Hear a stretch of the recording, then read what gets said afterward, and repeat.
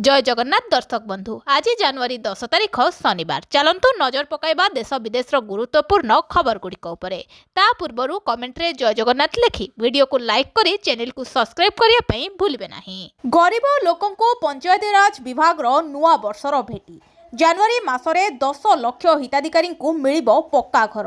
प्रधानमंत्री आवास योजना पई होईची 37 लाख आवेदन 34 लाख को सर्टलिस्ट करा जाई केंद्र सरकार को तालिका दिया जाइथिबार सूचना देले मंत्री रवि नायक। देखो तो आमर जो 37 लाख घर पंजीकृत होता से पंजीकृत भितर आमर किछि घर सेमिति तांकर केही भी ता पाखक जाई नाहंती जोटा ऑनलाइन सिस्टम थिला एवं जो ऑनलाइन सिस्टम रे किछि देखला बेले किछिटा घर हबो किछिटा न हबो एही दृष्टि से माने रखिथिले डिसेंबर रखिथिले तापरे 2026 जनवरी रखिछंती जनवरी रो आमे फेज देबे विभाग हमको से प्रकार कथा दैछंती मु भाबुछि जे ए अल्प दिन भितरे ए विषय आम पाखक आसीबो एवं आमे गरीब लोक मानक जो माने first phase second phase third phase A प्रकार आसीबो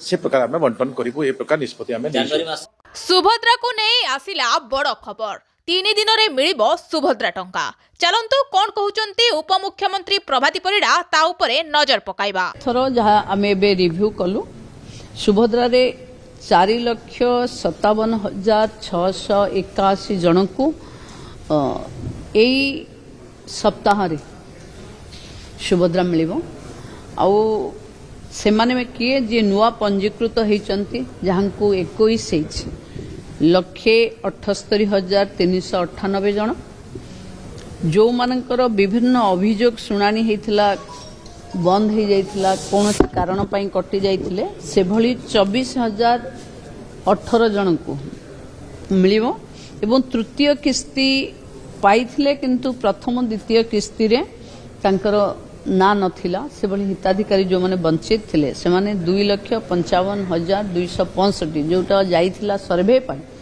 तार जो सर्वे रो रिपोर्ट आधार रे समस्ते मिसी 4,57,681 जन एथर सुभद्रा पाइबे। चलित मासरे कर्मचारी को बढ़िबो महंगा भत्ता अकाउंट को आसिबो अधिक दरमा।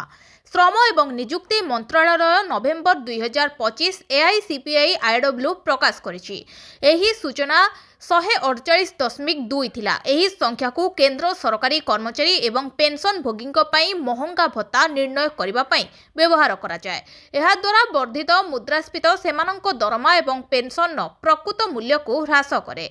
केंद्र सरकार प्रतिवर्ष 2 थर महंगा भत्ता संशोधन करंती। परवर्ती डीए अपडेट जनवरी 2026 रे हबाकू जाउथिला। पूर्वरु जुलाई 2025 रे सरकार डीए 54% रु 58% को वृद्धि करथिले। वर्तमान कर्मचारी संघ गुड़िकर आकलन अनुजाई जदि डिसेंबर 2025 पई एआईसीपीआई आईडब्ल्यू 147 रु 148 मध्य रहे तेबे एथर डीए 3 रु 5% वृद्धि होई पारे। सड़क दुर्घटना रे आहतों चिकित्सा पई सरकार देबे 1.5 लाख लागू हेबो पीएम राहत योजना। एणिकी सड़क दुर्घटना रे केही आहत हेले तांकू घरोई और सरकारी डाक्तरखाना रे तुरंत चिकित्सा जोगाई दिया जिवो। एथिपई डाक्तरखाना कर्तृपक्ष कोनोसी अर्थ दाबी करिबेनी। आहत व्यक्ति को 15 लाख टंका पर्यंत नगद विहीन चिकित्सा जोगाई दिया जिवो। पीएम राहत योजना रे एही सुविधा मिलुथिला बेले खूब शीघ्र ओडिसा रे एहा लागू करबाकू राज्य सरकार पूरा प्रस्तुत बोली वाणिज्य और परिवहन विभाग प्रमुख सचिव उषा पाढ़ी नुआ दिल्ली रे अनुष्ठित परिवहन विकास परिषद बैठक रे जणाइछंती। नुआ दिल्ली स्थित भारत मंडप रे केंद्र सड़क परिवहन और राजपथ मंत्री नितिन गडकरी अध्यक्षता रे अनुष्ठित बैठक रे श्रीमती पाढ़ी ओडिशार सामग्रिक परिवहन और सड़क सुरक्षा संपर्कित चित्र उपस्थापन करथिले। सड़क सुरक्षा डिजिटल परिवहन शासन चालक प्रशिक्षण और प्रजुक्ति भित्तिक परिवर्तन क्षेत्र रे राज्यर अग्रणी पदक्षेप गुड़िक उपरे आलोकपात करथिले। सरकार को बड़ निष्पत्ति एप्रिल 1 जाए टोल गेट रे कटिबो नाही ई चलान। एप्रिल पहला जाए टोल गेट्रे कटिब नहीं ई चलाण। एप्रिल पहला जाए टोल गेट्रे प्रदूषण सर्टिफिकेट जांच कोहल पर राज्य परिवहन प्राधिकरण को निर्देश देइछन्ति वाणिज्य और परिवहन विभाग मंत्री विभूति जेना। मंत्री कहते जे टोल गेट्रे ई डिटेक्शन व्यवस्था रे एप्रिल 1 तारिख पर्यंत प्रदूषण चालाण कटिब नहीं। पूर्वरु जेउमानकर क्षेत्र में प्रदूषण जोरिमाना राशि लागिछि तार तर्जमा कराजिबो। तेबे एप्रिल पहला भितरे मोटरयान आईन अनुଯାୟୀ प्रदूषण नियंत्रण प्रमाणपत्र कराई नबाकू मंत्री परामर्श देइछन्ति। मंत्री कहते प्रदूषण जांच पई जनसाधारण समस्या को दृष्टि रखी आसंता एप्रिल पहला पर्यंत प्रदूषण नथिले जोरिमाना न लगाइबाकू राज्य परिवहन प्राधिकरण को निर्देश दिया जाइछि। टोल गेट्रे ई डिटेक्शन न करुथुबा ए संबंधी जोरिमाना को मध्य स्थगित रखिबाकू निर्देश दिया जाइछि। घरोई क्षेत्र में काम करुथुबा लक्ष लक्ष कर्मचारी यह गुड न्यूज। जदि आपण चाकरी करती तेबे आपणको दरमा 15,000 रु टिके अधिक तेबे आपणको ए पर्यंत पीएफ बेनिफिट रो संपूर्ण लाभ उठाई पारि नाहंती। किंतु वर्तमान आपणकर चिंता दूर होई पारे कारण पीएफ सैलरी लिमिट वृद्धि करिवार दाबी शेष पर्याय रे पहुंची। सुप्रीम कोर्ट को एक सांप्रतिक निर्देशनामा गत 11 वर्ष धरी एही नियम परिवर्तन पई अपेक्षा करथिबा लक्ष लक्ष कर्मचारी आशा को आश्वस्ति प्रदान करिछि। ईपीएफओ सहित जड़ित यही खबर आपणक पकेट को लाभ दे पारे। जदि आपण एक घरोई चाकरी रे काम करती तेबे यही सूचना आपणक पई बहु गुरुत्वपूर्ण। कोरापुट को टपिला राजधानी जाड़ शिमिलीपाल रे 0 डिग्री तले पारद। सारा राज्य रे हाड़भंगा शीत अनुभूत होछि। दिनकू दिन घन कुहुड़ी सांगकू थंडार 3 डिग्री बढ़िबार लागिछि। शिमिलीपाल रे -, डिग्री को खसिछि पारद। सेपटे सुंदरगढ़ जिला कोईडा खणी अंचल में भीषण तुषारपात देखा मिली। पाणीपाग विभाग आकलन अनुसार सप्ताहे जाए थंडारू निस्तार नहीं। सूर्य अस्त हेले बाघ भली माड़ी आसुछि जाड़। शीत एमिति होउछि जे सही होउनी। राति हेले थंडारे देह थरुछि। कंधमाल जिला उदयगिरी रे 6.2 डिग्री और राउरकेला रे 3.6 डिग्री पारद रेकर्ड होइछि, जहा सर्वकालीन सर्वनिम्न रेकर्ड बोली कहिछि पाणीपाग विभाग। कोरापुट रे रातिर तापमात्रा 9.5 डिग्री थिला बेले कटक रे 8.6 डिग्री, भुवनेश्वर रे 9.4 डिग्री रेकर्ड करा जायछि। ढेंकानाल रे तेजुछि राजनीति जबरदखल उच्छेद को नहीं उत्तेजना। ढेंकानाल पौर संस्था पक्षरु जबरदखल उच्छेद को नहीं तेजुछि राजनीति। कॉलेज बाईपास ठारू बसस्टाण्ड रास्तार उभय पार्श्वरु जबरदखल उच्छेद को जिला बीजेडी काउंसिलर तथा खोद उपनगरपाल प्रतिवाद करने घटना एवं चर्चा होछि। उठा दोकानी माने पार्किंग स्थान को कब्जा करी ट्रैफिक समस्या सृष्टि को नजर अंदाज करुछि पौर प्रशासन। ढेंकानाल कॉलेज बाईपास ठारू बसस्टाण्ड पर्यंत चलिछि जबरदखल उच्छेद प्रक्रिया। 4टी जेसीबी संख्याधिक पुलिस मुतयन होइछन्ति। सौंदर्यीकरण और ट्रैफिक समस्या दूर पाई पौर संस्था पक्षरु एही उच्छेद करा जाउछि। जनतांको प्रतिवाद आगरे मुंड नुआइले मुख्यमंत्री। अंकिता भंडारी हत्या मामला रे सीबीआई जांच पाई सुपारिश। उत्तराखंड रे बहु चर्चित अंकिता भंडारी हत्या मामला एवं नुआ मोड़ नहीं। मुख्यमंत्री पुष्कर सिंह धामी जनतांको दाबी और अंकितांको परिवार लोकंको दाबी को स्वीकार करी सीबीआई जांच पाई सुपारिश करिसंती। विशेषकर वीवीआईपी नामक नहीं उठिथिबा प्रश्न मध्यरे एही निष्पत्ति बेस गुरुत्वपूर्ण। मुख्यमंत्री धामी स्पष्ट करिसंती कि से अंकितांको परिवार लोकंको भेटिसंती। एही क्रम रे परिवार लोके सीबीआई जांच पाई अनुरोध करथिले। मुख्यमंत्री कहिसंती कि अंकिता केवल जणे पीड़िता नुहंती, से आमर भी भौणी कि झियो। तांको परिवार लोकंको भावना को सम्मान दे एही मामलार जांच सीबीआई हाथ को दबाकू निष्पत्ति निया जाउछि। पीयूसी प्रक्रिया रे अव्यवस्था उद्वेग प्रकाश कले नवीन। पीयूसी प्रक्रिया रे व्यापक अव्यवस्था नहीं बीजेपी सरकार को उपरे बर्षिचंती विरोधी दल नेता नवीन पट्टनायक। बीजेपी सरकार को द्वारा प्रदूषित नियंत्रण सर्टिफिकेट कार्यकारी करिबारे घोर भूल परिचालना एवं बारंबार नीतिगत परिवर्तन देखा देइछि, जहाँ ओडिशार साधारण जनतांको पई अत्यंत कष्ट एवं असुविधा सृष्टि करिछि।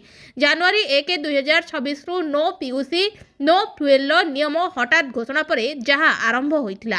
एहा सहित शीघ्र राज्यव्यापी परीक्षा केन्द्रगुड़िकरे विशाल धाड़ी सह विशृंखलार परिणत होइथिला। बीजेपी सरकार पर्याप्त प्रस्तुति करिबारे विफल होउछन्ति। परीक्षा भित्तिभूमि रे कोनोसी प्रशासन कोनोसी आगुआ योजना एवं आवश्यक परिमाण रे कोनोसी सचेतना अभियान करा जाई नथिला। 63 माओवादी को आत्मसमर्पण। माओमुक्त देश गठन दिगरे आउ एक बड़ खबर। एकाबेले आत्मसमर्पण कले 63 माओवादी माओ मुक्त अभिमुखे गति करुछि देश। गत किछि दिन मध्यरे अनेक माओवादी आत्मसमर्पण करथिला बेले आज 63 जन माओवादी आत्मसमर्पण करिसंती। आज छत्तीसगढ़ देंतेवाड़ा रे 63 जन माओवादी आत्मसमर्पण करथिले। सेमानंको मध्यरे 45 पुरुष और 18 जन महिला माओवादी अछंती। आत्मसमर्पण करितवा माओवादींको मध्यरे कलाहांडी एरिया सचिव पाकलूर मध्य रहिछि। सेमानंको मध्यरु 36 जन मोस्ट वांटेड माओवादी अछंती। एमानंको मुंड उपरे 1,19,00,000 पुरस्कार राशि रखिथिले सरकार। चाषी मानंको पई सरकार को तरफरु आसिला बड़ खुशी खबर। राज्य सरकार घोषणा करिसंती जे चाषी को 45,000 टंका पर्यंत ऋण छाड़ कराजिबो। एही ऋण छाड़ योजना रे बैंक और सहकारी संस्थारु निया जाइतिबा चाषी ऋण को शामिल करा जाइछि। सरकार को एही पदक्षेप द्वारा चाषी माने आर्थिक चापरु मुक्ति पाइबे एवं आगामी चाष काम पई उत्साहित हेबे। योग्य चाषी को ऋण राशि सीधा सड़क भावे संबंधित बैंक को सरकार को पक्षरु समन्वय कराजिबो। राज्यर भत्ता हिताधिकारी मानकर 3500 टंका वृद्धि। भत्ता राशि 3500 टंका को वृद्धि करा जायछि। एही नूतन वृद्धि परे वृद्ध विधवा दिव्यांग और अन्यान्य भत्ता हिताधिकारी माने पूर्व पक्ष आर्थिक सहायता अधिक पाइबे। सरकार कहिसंती बढ़ुथुबा महंगाई को दृष्टि रे रखी हिताधिकारी जीवन यापन को सहज करिया पई एही निष्पत्ति निया जायछि। वृद्धि पाइथिबा भत्ता राशि सीधा सड़क डीबीटी माध्यम रे हिताधिकारी बैंक खाता को जमा करा जिवो। 17 रे रत्न भंडार बैठक। आसंता 17 रे रत्न भंडार गणति मणति नै बसिबो गुरुत्वपूर्ण बैठक। सूचना दैछंती श्रीमंदिर मुख्य प्रशासक अरविंद पाढ़ी। श्रीमंदिर रत्न भंडार अलंकार गणति मणति संपर्क में आसीछि बड़ खबर। आसंता 17 तारिख में श्रीमंदिर परिचालना कमिटीर जरूरी बैठक अनुष्ठित हेबो। एही बैठक में रत्न अलंकार गणति मणति नै आलोचना हेबो। रत्न भंडार अलंकार गणति पई प्रस्तुत एसओपी उपरे एही बैठक रे आलोचना हेबो। एनै सूचना प्रदान करिसंती श्री मंदिर मुख्य प्रशासक अरविंद पाढ़ी। सिमिलीपाल रे माइनस को खसिला पारद भांगिला 72 वर्षर रेकर्ड। असंभाळ जाडरे थरुची ओडिशा। मयूरभंज जिला सिमिलीपाल रे माइनस को खसिछि पारद फल अस्तव्यस्त होइछि जनजीवन। सेहीपरि राउरकेला रे 3.6 डिग्री पारद रेकर्ड करा जाइछि।